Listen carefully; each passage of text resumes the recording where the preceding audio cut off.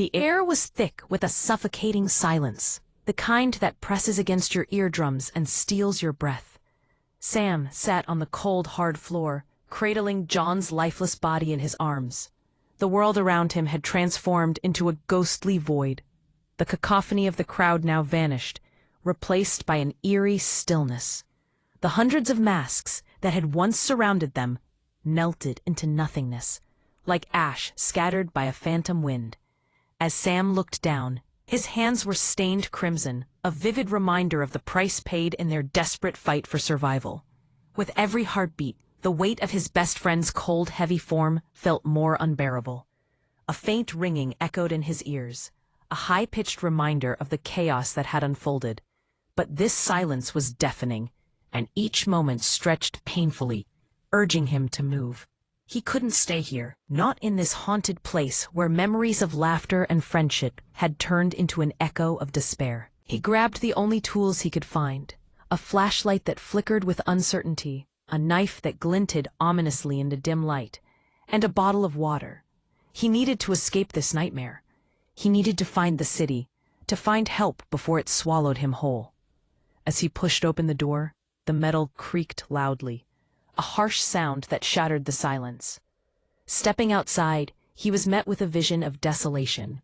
He had expected the bright streetlights of the city, the safety of familiar streets.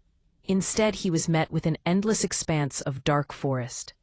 The trees loomed like skeletal fingers clawing at the bruised sky, their twisted branches devoid of life.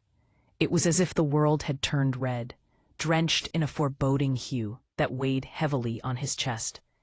The absence of birds, the whisper of a wind that never came, it felt wrong. As he walked, the ground squelched beneath his feet, soaked with blood, yet bereft of bodies. It was an unsettling sight.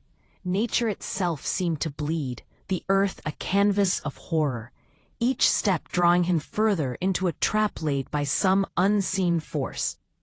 The crunch of leaves echoed with every movement, punctuated by his heavy breathing, each inhalation a reminder of his solitude in this nightmarish landscape.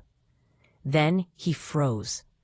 A tall, thin shadow perched in a tree, its pale eyes glowing like beacons in the darkness. It watched him with an unnerving stillness that made his heart stall in his chest. Time seemed to halt as he stared into those lifeless orbs, a dread pooling in his stomach. And then it spoke, not with a roar or a growl, but with a whisper that cut deeper than any blade. "Welcome, home." The words slithered through the air, wrapping around him like cold tendrils of despair. With that, the weight of his journey crushed down upon him, the finality of those words echoing in the hollow of his soul. As the orchestral slam of realization hit him, the world faded to black, leaving only the haunting reminder that some monsters are not defeated. They simply transform into shadows, waiting for their moment to welcome you back.